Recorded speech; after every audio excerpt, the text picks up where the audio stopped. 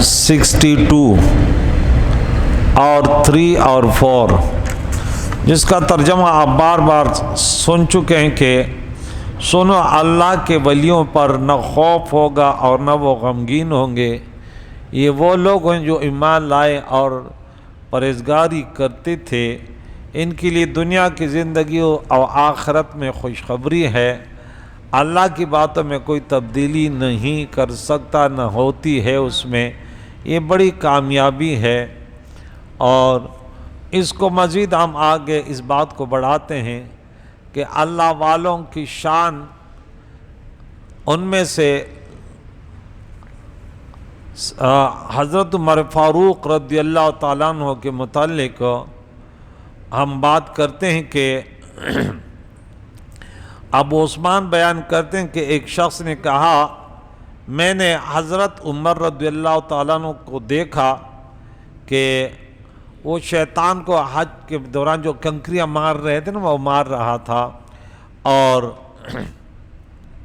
انہوں نے جو چادر پہنی ہوئی تھی اس میں چمڑے کے پیون لگے تھے۔ یہ اللہ والوں کی شان ہم یہ بیان کرتے ہیں کہ انہیں دنیا کی جاہ و جلال نہیں، ہمارے ہاں تو تھوڑا سا پیسہ کہ سب سے اونچا میرا محل ہو، سب سے اونچی میری گاڑی ہو۔ صدیق عمر فاروق رضی اللہ تعالیٰ عنہ کتنے بڑے خلیفہ ہیں، اور اس کے کپڑوں پہ پیوند لگے ہوئے، آخرت کی فکر، دنیا کی زیب و زینت سے انسان کو بے پرواہ کر دیتی، وہ اللہ کی فکر میں لگے رہتے ہیں۔ آگے حسن بیان کرتے ہیں کہ جس وقت حضرت عمر خلیفہ تھے، وہ لوگوں کو خطبہ دے رہے تھے اور ان کے تہبند میں 12 پیوند لگے ہوئے تھے۔ اللہ اکبر، 12 پیوند! آج ہمارے کپڑے میں ایک پیوند لگ جائے، چھوڑ دو یہ، اور پھر جس کے پاس تھوڑا پیسہ ہو۔ آگے مزید بیان کرتے ہیں کہ حضرت عمر رضی اللہ عنہ نے فرمایا، بخدا اگر میں چاہوں تو سب سے زیادہ ملائم لباس پہنوں اور سب سے لذیذ کھانا کھاؤں اور سب سے اچھی زندگی گزاروں، لیکن میں نے سنا ہے کہ اللہ تعالیٰ نے ایک قوم کو ان کے کاموں پر ملامت کی اور فرمایا، اذھبتم طیباتکم فی حیاتکم الدنیا واستمتعتم بہا، اور تم نے یہ کریم اللہ نے یہ قرآن میں فرمایا کہ اور تم اپنی عمدہ لذیذ چیزیں اپنی دنیاوی زندگی میں لے چکے اور تم نے ان سے خوب فائدہ اٹھا لیا۔ تو حضرت عبداللہ ابن عمر رضی اللہ تعالیٰ بیان کرتے ہیں کہ میں نے حضرت عمر رضی اللہ تعالیٰ کے پیچھے نماز پڑھی تو 3 صفوں تک ان کے رونے کی آواز آتی تھی، 3 صفوں تک یہ حالات نماز میں ان کی جزع اور فضع خوف خدا تھا، 3 صفوں تک ان کے رونے کی آواز آتی تھی۔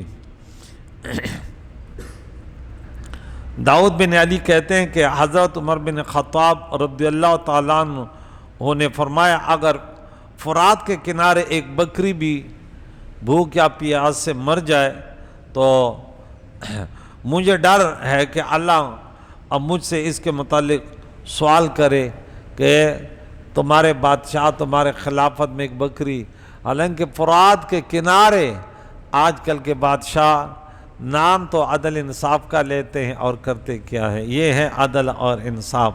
یحییٰ بن ابی کثیر روایت کرتے ہیں کہ حضرت عمر بن خطاب نے فرمایا، اگر آسمان سے ایک منادی یہ ندا کرے کہ اے لوگو تم سب کے سب جنت میں داخل ہو جاؤ سوائے ایک شخص کے، تو مجھے ڈر ہوگا۔ حضرت عمر فرماتے ہیں کہ کہیں وہ ایک میں نہ ہوں، یعنی اتنا خوف ہے خدا۔ اور اگر منادی یہ ندا کرے کہ سب لوگ جہنم میں چلے جاؤ سوائے ایک کے، تو اس میں بھی میں امید لگا کے کہ یہ امید ہوگی ہو سکتے وہ ایک میں ہوں۔ تو الایمان بین الخوف والرجاء، کہ آپ اللہ تعالیٰ کے ناراضگی سے خوف بھی آپ پر طاری ہو اور امید بھی ان سے آپ کا وابستہ ہو۔ حضرت ابن عمر بیان کرتے ہیں کہ حضرت عمر تا حیات لگاتار روزے عبادتوں میں کبھی انہوں نے سستی کاہلی نہیں کی۔ ارے اللہ کی توفیق تھی۔ سعید بن مسیب بیان کرتے ہیں کہ آدھی رات کے وقت نماز پڑھنے کو بہت زیادہ پسند کرتے تھے حضرت عمر رضی اللہ تعالیٰ عنہ۔ اس کے بعد حضرت عبداللہ ابن عامر بیان کرتے ہیں کہ حضرت عمر بن خطاب رضی اللہ تعالیٰ عنہ کو دیکھا، انہوں نے زمین سے ایک تنکا اٹھا کر کہا کاش میں یہ تنکا ہوتا، کاش میں پیدا نہ کیا جاتا، کاش میری ماں مجھے نہ جنتی، کاش میں کچھ بھی نہ ہوتا، کاش میں بھولا بسرا ہوتا۔ یہ خوف خدا۔ اب تھوڑے سے اعمال کرتے ہیں تو کہتے ہیں میں بھی جنت ہوں، میرا مرید بھی جنتی ہے، اللہ اکبر کبیرہ۔ یہ ہے معیار ایمان۔ ہاں، حضرت عثمان رضی اللہ عنہ کی شان دیکھیے۔ حسن بیان کرتے ہیں کہ حضرت عثمان رضی اللہ تعالیٰ عنہ جن دنوں خلیفہ تھے وہ مسجد میں سوئے ہوئے تھے اور ان کی پشت پر کنکریاں کی نشان تھے، اور یہ کہا جاتا تھا یہ امیر المؤمنین ہے، یہ امیر المؤمنین ہے۔ اتنے دنیا کے باوجود آگے حضرت عبداللہ رومی کہتے ہیں کہ حضرت عثمان رات کو اٹھتے اور وضو کے لیے پانی لیتے۔ ان کی گھر والی نے کہا آپ کے خادم ہیں، آپ کے لیے پانی تیار کریں گے، آپ کے لیے پانی لائیں گے۔ اس نے کہا نہیں، ان کی نیندوں کو میں خراب نہیں کرتا، میں خود یہ محنت کر سکتا ہوں۔ یہ اللہ والوں کی پہچان ہے، وہ غریبوں کے اور خادموں کے بھی پروادار ہوتے ہیں۔ حضرت عثمان دن کو روزہ رکھتے تھے اور رات کو قیام کرتے تھے، اور رات کو اول حصے میں صرف تھوڑی دیر سوتے تھے۔ یہ ان کے یبیتون لربہم سجدا و قیاما۔ شرحبیل بن مسلم بیان کرتے ہیں کہ حضرت عثمان بن عفان رضی اللہ تعالیٰ لوگوں کو امیروں والا کھانا کھلاتے تھے، اور جب گھر میں داخل ہوتے تو سرکہ اور زیتون کے تیل سے روٹی کھاتے تھے۔ خود وَيُؤْثِرُونَ عَلَىٰ أَنفُسِهِمْ وَلَوْ كَانَ بِهِمْ خَصَاصَةٌ سورہ نمبر 59 اور آیت نمبر 9 میں ربی کریم نے فرمایا خود بھوکے رہ کر دوسروں کو کھلانا یہ نبی کے غلاموں کی پہچان ہے۔ اللہ ان سے ہمیں محبت کرنے کی توفیق عطا فرمائے۔ حضرت عثمان کے آزاد کردہ غلام ہانی بیان کرتے ہیں کہ حضرت عثمان رضی اللہ عنہ جب کسی قبر کے پاس کھڑے ہو جاتے تو اس قدر روتے کہ داڑھی مبارکہ آنسو سے بھیگ جاتی۔ ان سے پوچھا کہ آپ جنت اور جہنم کے ذکر سنتے ہیں کرتے ہیں تو اس قدر نہیں روتے، اور قبر کو دیکھ کر اس قدر روتے ہیں؟ انہوں نے کہا حضور علیہ السلام نے فرمایا قبر آخرت کی منازل میں سب سے پہلی منزل ہے، جو اس منزل سے نجات پا گیا ہے اس کے بعد کے منازل آسان ہوں گے، اور جو اس سے نجات نہیں ہوئی تو بعد کے منازل اس سے بھی دشوار ہوں گے، مشکلات ہوں گے، نجات پھر مشکل ہوگی۔ تو یہ اللہ والوں کی پہچان۔ رات دن لوگ آئے شہید کرنے کے لیے آئے، پھر بھی امیر المؤمنین تھا اور کہا نہیں میں رسول اللہ کی، حالانکہ وہ خطا پر تھے نا۔ آج کل تو بہانہ کر کر کے لوگوں کو ہم کافر قرار دیتے ہیں۔ اس نے ان کو نہیں بولا کہ کافر ہیں، بولا نہیں میری نبی کی امت ہے، میں ان سے نہیں لڑتا، میں خون نہیں بہاتا، اور یہاں تک انہیں نے وار کیا جب خون گرا تو فَسَيَكْفِيكَهُمُ اللَّهُ۔ اور اس قدر انہوں نے اللہ کے نبی سے محبت کی۔ فَسَيَكْفِيكَهُمُ اللَّهُ وَهُوَ السَّمِيعُ الْعَلِيمُ، بقرہ میں 137 نمبر آیات۔ حضرت علی رضی اللہ تعالیٰ عنہ کی شان دیکھیں۔ عائشہ صدیقہ رضی اللہ تعالیٰ عنہ کی خدمت میں حاضر ہوا۔ کون تھے یہ؟ جمی بن عمر تیمی بیان کرتے ہیں کہ میں اپنی پھوپھو کے ساتھ امہات المؤمنین کے پاس حاضر ہوا، تو میں نے پوچھا رسول اللہ صلی اللہ علیہ وسلم کو سب سے زیادہ کون محبوب تھے؟ تو انہیں فرمایا اپنی بیٹی سیدتنا فاطمہ الزہرا رضی اللہ تعالیٰ۔ پوچھا مردوں میں؟ فرمایا حضرت علی کرم اللہ وجہ الکریم۔ بے شک جہاں تک معلوم ہے وہ بہت زیادہ روزے رکھنے والے، بہت زیادہ راتوں کو قیام کرنے والے، یہ ہیں شانوں والے۔ خلفائے راشدین کا تذکرہ کر رہے ہیں کہ اولیاء اللہ ہے، مجمع بیان کرتے ہیں کہ حضرت علی کرم اللہ وجہ کریم بیت المال کا سارا مال تقسیم کرنے کا حکم دیتے، پھر اس میں جھاڑو کر کے اس کو دھو ڈالتے، پھر اس میں نماز پڑھتے اور یہ امید رکھتے کہ قیامت کے دن یہ بیت المال گواہی دے گا کہ انہوں نے بیت المال کے مال مسلمانوں سے روکے نہیں اور سب مسلمانوں پر تقسیم کیے۔ آج حاکم وقت خود تو دوسرے ممالکت میں بنگلے لیں، کھربوں روپے لے، اور اگر مسلمان بھوک سے مر رہے ہیں یا بھوک اور پیاس کی وجہ سے وہ ڈاکو بن رہے ہیں، کوئی پرواہ نہیں۔ حبہ بن جوین بیان کرتے ہیں کہ حضرت علی کرم اللہ وجہ الکریم کے پاس فالودہ لایا گیا اور ان کے سامنے رکھ دیا گیا۔ حضرت علی کرم اللہ وجہ الکریم نے فرمایا تیری بہت اچھی خوشبو ہے، کھانے کو کہہ رہے، اور اچھا رنگ ہے اور بہت اچھا ذائقہ ہے، لیکن مجھے یہ ناپسند ہے کہ مجھے تجھے کھانے کی عادت کہیں نہ پڑ جائے۔ اچھے کھانے کی عادت، یہ انسان اچھے کھانے کھاتا پھر انہیں عام کھانوں میں مزہ نہیں آتا۔ یہ شان ہے اللہ والوں کی شان ہے کہ وہ دوسروں کو کھلاتے ہیں۔ وَيُطْعِمُونَ الطَّعَامَ عَلَىٰ حُبِّهِ مِسْكِينًا وَيَتِيمًا وَأَسِيرًا، سورہ دہر میں آیت نمبر 7 میں۔ آگے دیکھیں ہمارے امام ابو حنیفہ جس نے قرآن و حدیث کی اتنی خدمت کی، آج دنیا والے آسانی سے نماز پڑھتے ہیں، روزہ زکوٰۃ، ورنہ کون ایک اب دنیا کو گمراہی سے بچایا۔ اگر کوئی تقلید نہ کرے، اپنے شتر بے مہار بن جائے تو پھر جو من میں آئے گا وہ کرے گا۔ انہوں نے اتنی محنت کی۔ اس کے بارے میں آتا ہے ایک مرتبہ ہارون رشید نے امام ابو یوسف سے کہا امام ابو حنیفہ کے اوصاف بیان کیجئے۔ امام ابو یوسف امام ابو حنیفہ کے بڑے قابل شاگرد تھے، تو وہ فرمانے لگے امام اعظم محارم سے، حرام کی جمع محارم سے شدید اجتناب کرتے تھے، بلا علم دین میں کوئی بات کہنے سے سخت ڈرتے تھے۔ آج دنیا والے کہتے امام ابو حنیفہ کو تو ایک حدیث یاد نہیں ہے۔ اللہ کی پناہ، اللہ والوں کے خلاف بولنے والوں کا خاتمہ خراب ہوگا، خطرہ ہوگا۔ اور بہت زیادہ اللہ سے ڈرتے تھے۔ وہ اللہ تعالیٰ کی عبادت میں انتہائی مجاہدہ کرتے، اہل دنیا کے منہ پر کبھی ان کی تعریف نہیں کرتے تھے۔ ہم سیٹ کو دیکھتے نا، ماشاءاللہ فلاں سیٹ، میں ایک مسجد میں گیا تو وہ اس کے مؤذن لگے، بولا ہمارا امام سے ویسے ہے کہ کوئی محلے میں کوئی سیٹ بیمار ہو جائے نا، اس کی بیٹی امریکہ میں بیمار ہو جائے نا، 1 مہینہ یہ دعائیں کرتا رہتا ہے کہ بس یہ کوئی بریانی دے دے، کچھ پیسے دے دے۔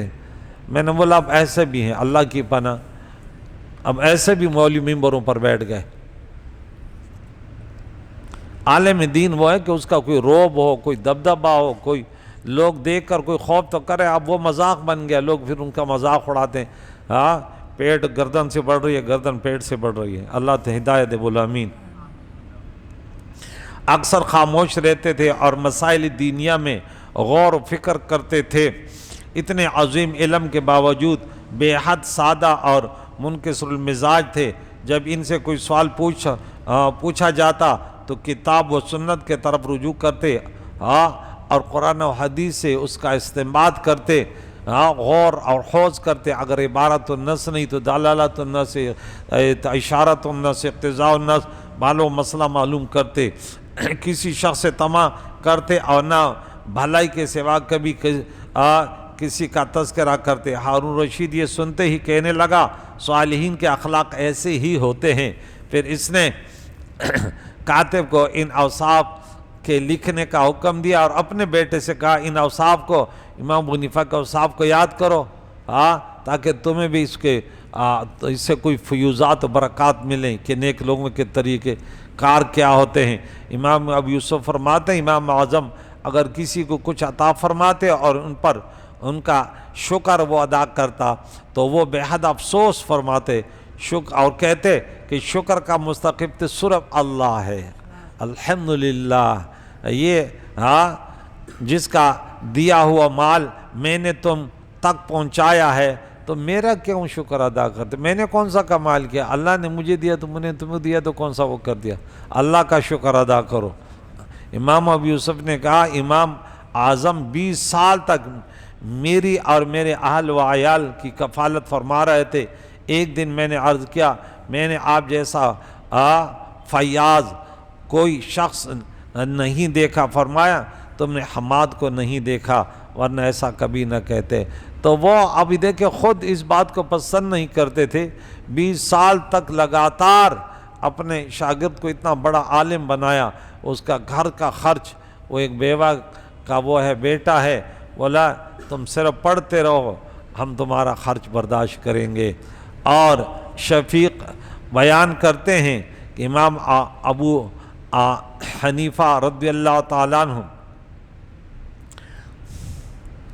میں ان کے ساتھ بازار جا رہا تھا، رستے میں ایک شخص کو دیکھا تو وہ چھپ گیا، وہ شخص امام ابو حنیفہ کو دیکھتے ہی چھپ گیا۔ امام ابو حنیفہ نے انہیں تلاش کر کے پوچھا وجہ کیا ہے، کیا ماجرا ہے، آپ چھپ رہے ہیں؟ بولا امام صاحب ایسی بات ہے، کافی عرصہ پہلے میں نے آپ سے 10,000 درہم قرض لیے تھے اور کافی عرصہ گزر چکا، لیکن میں انتہائی تنگ دست ہوں اور اس شرم کے مارے میں کہ آپ کو کیا کہوں گا اب، تو میں آپ سے چھپ گیا۔ تو یہ گفتگو سن کر امام ابو حنیفہ بڑے افسوس انہوں نے کیا، بڑا گہرا اثر اور رسوا، اس نے بولا جاؤ خدا کو گواہ کر کے تمہارا سارا قرضہ میں معاف کر دیتا ہوں، آج کے بعد تم سے نہیں پوچھوں گا۔ 10,000 درہم، یہ ہے وہ شخص جو دنیا میں دین کی ایسے خدمت کی کہ دنیا انگشت بدنداں ہے، اور بدبخت وہ لوگ جو ان کے پیچھے پڑے رہتے ہیں۔ ایک مرتبہ کا ذکر امام فخر الدین رازی جو خود شافعی المسلک ہے، امام ابو حنیفہ کی تعریف کرتے ہیں کہ اتنے نیک انسان تھے یہ امام ابو حنیفہ کہ ایک جگہ یہ ایک راستے سے گزر رہا تھا، بارش ہوئی تھی تو کچھ وہ کیچڑ اٹھا ان کے پاؤں کی وجہ سے، کسی کی دیوار پہ لگا، وہ دیوار ایک یہودی کی تھی۔ امام ابو حنیفہ افسردہ کھڑے ہو گئے، اب کیا کروں، اس کی دیوار پر یہ کیچڑ لگ گیا، اب اس کیچڑ کو کیسے ہٹاؤں، اگر یہ ہٹاتا ہوں تو ایسا نہ ہو اس کی دیوار کی مٹی گر جائے، اگر اس کو چھوڑوں گا تو یہ تو اچھا نہیں لگ رہا۔ اتنے میں دیکھا تو وہ یہودی آیا، وہ شرمندہ ہوا کہ یہ یہودی کیسے تھا کہ اس پر امام ابو حنیفہ کا قرض تھا، تو وہ خود پریشان ہونے لگا کہ یہ ابھی مجھے اپنے پیسوں کا مطالبہ کرے گا۔ تو امام ابو حنیفہ سے کہنے لگا کہ حضور، وہ اب خود اپنا عذر کہتے کہ میں آپ کو اپنے پیسے دے دوں گا اور اس وقت میری جو ہے نا حالت خراب ہے۔ امام ابو حنیفہ نے بولا آپ سے کس نے پیسے مانگے، میری فکر پہلے میں جس فکر میں اس کو تو ختم کرو۔ بولا کیا فکر ہے؟ بولا میں یہاں سے گزر رہا تھا، پاؤں سے کوئی کیچڑ جو ہے نا وہ اٹھ کر آپ کی دیوار پہ لگا ہے، اب یہ بتاؤ آپ کی دیوار کو کیسے صاف کرے۔ امام ابو حنیفہ کو یہ بات سنتے ہی وہ حیران ہو گئے، یہودی بے ساختہ کہنے لگا حضور دیوار کو بعد میں صاف کیجئے گا، پہلے کلمہ پڑھا کر میرے دل کو صاف کر دیجئے۔ ہاں وہ قرآن پاک میں جو اچھے تعلیمات ہمیں بیان کیے کہ نا بروں کے ساتھ بھی اچھا سلوک کرو، ہاں تو وہ خود تمہارے گہرے دوست بن جائیں گے۔ امام ابو حنیفہ کے اخلاق کو دیکھ کر وہ کلمہ پڑھنے لگے۔ امام اعظم ابو حنیفہ عبادت و ریاضت میں قدم راسخ رکھتے تھے، ان کی عبادت و ریاضت کا جو حال غیر خفی علماء نے بیان کیا، جو لوگوں نے دیکھا، جو چھپ کے عبادت کرے وہ تو الگ ہے، تو ان کی جو عادت تھی اس قدر وہ عبادت میں مشغول رہتے تھے، اور اتنا حیرت انگیز ہے کہ آج کے عیش و عشرت میں لوگ ڈوبے ہوئے اس کو سن کر اس کا تصور بھی نہیں کر سکتے۔ حنفی، شافعی اور بلکہ ملت اسلامیہ کے علماء کے درمیان یہ بات بے حد استفادہ سے زیادہ معروف ہے کہ امام ابو حنیفہ 40 سال تک عشاء کی وضو سے صبح کی نماز پڑھتے تھے، لیکن زمانہ قریب میں مشہور مورخ شبلی نے اس واقعے سے سراسر انکار کیا اور اس کو عقل کے خلاف قرار دیا۔ دراصل گمراہی کے سبب پہلے بنیاد یہ ہے، گمراہی کا سبب سب سے پہلی بنیاد یہ ہے کہ ہم اپنے عقل اور ترازو اور فراست سے اپنے اخلاق اور کردار کے میزان سے صالحین کے کارناموں کو تولتے رہتے ہیں کہ ہم ایسے ہیں تو وہ ایسے کیسے ہو سکتے ہیں۔ غور کیجئے، امام بخاری کو 3 لاکھ حدیث زبانی یاد تھی۔ کیا آج دنیا کے لوگوں کی قوت حافظہ کو سامنے رکھ کر یہ باور کرنا ممکن ہے کہ 3 لاکھ حدیثیں کو زبان یاد کرے؟ کیا یہ امر واقع نہیں کہ امام شمس الدین سرخسی نے 30 ضخیم مجلات پر مشتمل مبسوط جیسے عظیم کتاب بغیر کسی کتاب کے مطالعے کی زبانی املا کرائی؟ وہ صرف مبسوط ہی نہیں، امام سرخسی نے مبسوط جیسے کئی ضخیم کتابیں قید خانے میں بغیر مطالعے کے قید میں ہوتا تھا اور کوئی کتاب بھی نہیں اور زبانی املاک کرائی۔ کیا آج لوگوں کی قوت علمیہ کو سامنے رکھ کر یہ باور کرنا ممکن ہے کہ کوئی شخص محض حافظے کی بنیاد پر اتنے عظیم کارنامہ سر انجام دے سکے جس طرف سلف صالحین کا یہ کارنامے تھے؟ اپنی قوت علمیہ کے اعتبار سے ہم سے آگے تھا، اسی طرح یہ نفوس قدس اپنے قوت عملیہ کے لحاظ سے بھی ہمارے وہم گمان سے بہت زیادہ بلند و بالا تھے۔ امام ابو یوسف تحریر فرماتے ہیں کہ آپ کی شب بیداری کا سبب یہ تھا کہ ایک بار امام ابو حنیفہ شب بیداری کیوں کرتے تھے کہ ایک بار آپ کہیں سے گزر رہے تو کسی نے کہا یہ وہ شخص ہے جو پوری رات اللہ کی عبادت کرتے ہیں۔ امام ابو حنیفہ نے یہ سنا، فرمانے لگے ہمیں لوگوں کے گمان کے مطابق بننا چاہیے۔ اس وقت سے آپ نے رات کو جاگ کر عبادت کرنی شروع کی، یہاں تک کہ عشاء کے وضو سے صبح کی نماز پڑھا کرتے تھے اور 40 سال تک لگاتار یہ معمول اس پر قائم رہا۔ فضل بن وکیل کہتے ہیں کہ میں نے تابعین میں امام ابو حنیفہ کی طرح کسی شخص کو شدت خشوع سے نماز پڑھتے ہوئے نہیں دیکھا۔ دعا مانگتے وقت خوف خداوندی سے آپ کا چہرہ زرد ہو جاتا تھا اور کثرت عبادت کی وجہ سے آپ کا جسم انتہائی کمزور اور معلوم ہوتا تھا۔ ایک بار آپ نے رات کو نماز میں قرآن کریم کی یہ آیت مبارکہ بل الساعۃ موعدہم والساعۃ ادھیٰ وامر کی تلاوت کی، پھر اس کی قرأت سے آپ پر ایسا خوف طاری ہوا کہ بار بار اس آیت کو دہراتے رہے، یہاں تک مؤذن نے صبح کی اذان دی اور وہ ایک ہی آیت بار بار پڑھ رہے۔ تو یہ ان کے اخلاق تھے، ان کے عادات کریمہ تھی کہ جو دنیا حیران ہے۔ یہ تھے اولیاء اللہ کہ رات دن انہوں نے اپنی ہستی کو مٹایا اللہ کے بندگی میں۔ امام ابو حنیفہ کاروبار بھی کر رہے، مسلسل طلباء کو ہم خود جن استاذوں سے ہم نے پڑھا یمن کے سرزمین پہ آج بھی حبیب عمر زندہ ہیں، کوئی بھی نیٹ پہ ریسرچ کرے، ہم نے اس کو کبھی سوتے ہوئے نہیں دیکھا، کبھی کھاتے ہوئے نہیں دیکھا۔ کتنے طلباء تھے اور وہ الگ الگ ملکوں کے آتے تھے، ہر ایک کو ٹائم ملتا تھا، آپ کو رات کو 2 بجے ٹائم ملے گا، لوگ خوش ہوتے تھے، گروپ تیار ہوتا تھا، رات حبیب عمر ہمارے پاس آئیں گے، ہمیں درس دیں گے، الگ الگ ممالکت کے۔ تو لیکن وہ کوئی کہتا تھا، سفر میں جو ساتھ جاتے تھے کہتے ہم نے یا تو اس کو درس دیتے ہوئے دیکھا یا نماز پڑھتے ہوئے دیکھا بس، لیکن کبھی یہ نہیں دیکھا کہ سو کب رہے۔ یہ ابھی اب میرے استاذ محترم زندہ ہیں، یہ اللہ کی قوت ہے جس کو دے دیتا ہے۔